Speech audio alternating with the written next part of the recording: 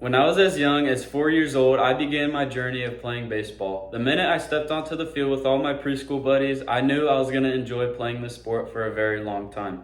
Although I wasn't the best starting out, I didn't know how to maneuver around the field properly, and I didn't know any sort of mechanics, but I rapidly progressed as the years went on. With the hitting and pitching lessons that I've received over the years, I could definitely say that I've improved on my game quite a bit. For the first point, the definition, history, and fun facts. According to wwu.edu, baseball began in the mid-1800s by a man named Abner Doubleday in Cooperstown, New York. The first official game took place in 1846 in Hoboken, New Jersey. According to RockyMountainHealthPlans.org, baseball is good for the mind, making quick decisions, reaction time, and to strategize. It creates new friendships and helps build teamwork.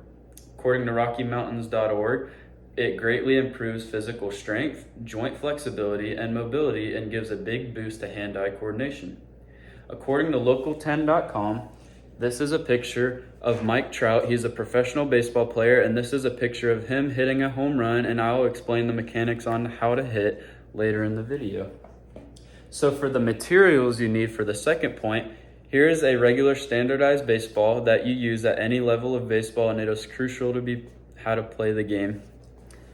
The second thing you need is a baseball bat, and it comes in various sizes for how big you are, how strong you are, and how comfortable you feel with playing with any size bat you desire. And this size is a 33-inch, 30-ounce bat. This is what I typically prefer for me. The third thing you need, crucially, is a glove, and this is crucial for fielding and catching fly balls at any spot on the field.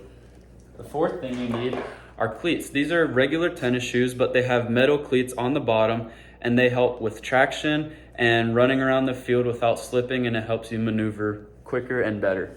The last thing you need is a baseball helmet, and this is important for your safety when you're hitting, so you don't get hit in the head, and crucially, this is very important while you're hitting and running around the bases.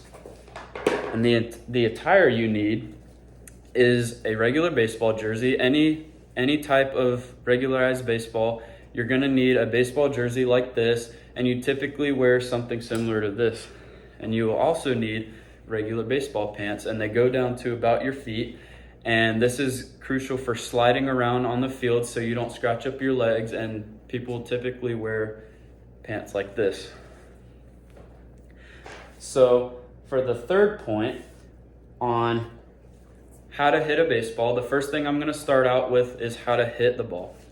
So what you want to do, if you're a right-handed hitter, you would like to grip the bat with your right hand and your left hand goes on the bottom. And now I'm going to describe how you swing when you're in the box and the stance you have while you're hitting. So what you want to do is you want your feet to be at a comfortable distance, and you want to get in an athletic position when you're in the box ready to hit. And when you're up here, you want to have your hands comfortable in a position like this, ready to hit. And when the pitcher starts to make his motion towards the plate, you want to start to load back and then get ready to swing and go all the way through. And what I like to think when I'm in the box is to think of an imaginary line right in front of my feet, and this will help me keep my hands through the zone the entire time. And you don't want your hands to drop or go over like this, but you want your hands to stay through and level the entire time. The second thing I'm going to describe is how to field a ground ball.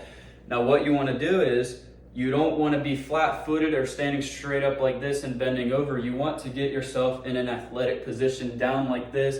You don't want to be bending over like this, but you want to get yourself in an athletic position.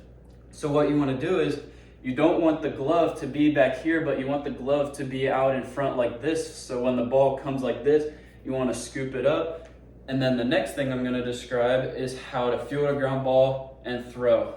So what you want to do is you want to stay in your fluid motion the entire time when you field, and you get in your athletic position and you throw.